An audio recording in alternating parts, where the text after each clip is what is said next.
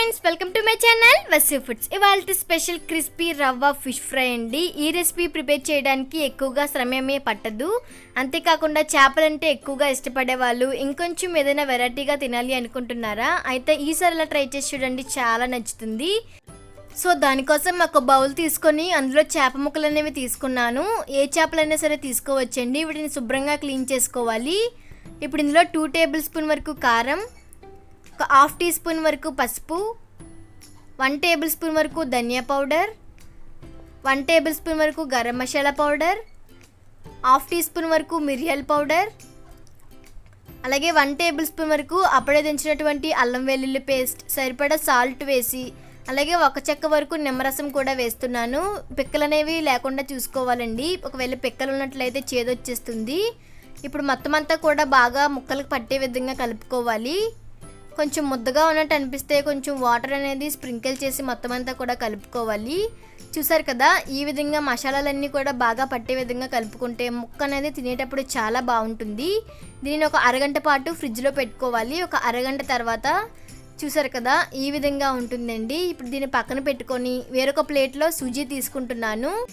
బొంబాయి రవ్వ అంటారు కదా, సో అది తీసుకున్నాను. ఇప్పుడు ఇందులో ముందుగా మ్యారినేట్ చేసుకున్నటువంటి చేప ముక్కలను తీసుకొని రెండు వైపులా కూడా నూక అనేది బాగా పట్టే విధంగా డిప్ చేసుకోవాలి. చూసారు కదా, ఈ విధంగా మొత్తం అన్ని కూడా ప్రిపేర్ చేసుకుంటున్నానండి. నూక అనేది బాగా పడితేనే ఫిష్ అనేది తినేటప్పుడు చాలా క్రిస్పీగా ఉంటుంది. సో ఇది వీటిని పక్కన పెట్టుకొని వేరొక ప్యాన్ పెట్టుకొని ఒక 5 టేబుల్ స్పూన్ వరకు ఆయిల్ అనేది హీట్ చేస్తున్నాను. ఆయిల్ కొంచెం హీట్ అయిన తర్వాత ఫ్రెష్ కరివేపాకు రెమ్మలు ఉంటాయి కదా, సో అవి కూడా పెట్టుకుంటున్నాను. కరివేపాకు వేయటం వల్ల ఫ్లేవర్ అనేది చాలా బాగుంటుందండి. అంతేకాకుండా టేస్ట్ కూడా చాలా బాగుంటుంది. ఇప్పుడు ఇందులో ముందుగా ప్రిపేర్ చేసుకున్నటువంటి చేప ముక్కలు అనేవి వేస్తున్నాను. పెనానికి ఎన్ని సరిపడతాయో అన్ని చేప ముక్కలు వేసుకొని లో ఫ్లేమ్లో బాగా వేయించుకోవాలి. అలా అయితేనే చేప అనేది తినడానికి బాగుంటుంది. ఇవి కొంచెం వేగిన తర్వాత ఒక 5-6 వెల్లుల్లి రెమ్మలు అనేవి బాగా దంచుకొని వేసుకుంటున్నాను. వెల్లుల్లి వేయటం వల్ల ఫ్లేవర్ అనేది చాలా బాగుంటుంది. ఇప్పుడు ఒకసారి గరిటెతో రెండు వైపులా తిప్పుతూ వేయించుకోవాలి. చూసారు కదా, మీడియం ఫ్లేమ్లో వేయించుకుంటేనే లోపటి వరకు చేప అనేది ఉడికి తినడానికి చాలా బాగుంటుంది. అంతేకాదు, వెల్లుల్లి బాగా వేగటం వల్ల చేప తినేటప్పుడు కూడా చాలా క్రంచీగా అనిపిస్తుంది. టేస్ట్ కూడా సూపర్గా ఉంటుంది.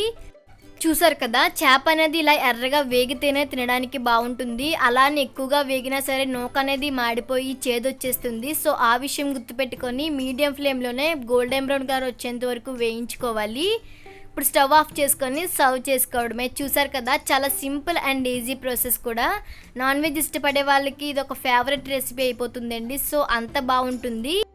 మీరు కూడా తప్పకుండా ట్రై చేసి మీకు ఎలా కుదిరిందో నాకు కామెంట్ చేసి చెప్పండి. ఈ వీడియో కనుక నచ్చినట్లయితే లైక్ చేయండి, షేర్ చేయండి. అలాగే నా ఛానల్ని సబ్స్క్రైబ్ చేయడం మర్చిపోవద్దు.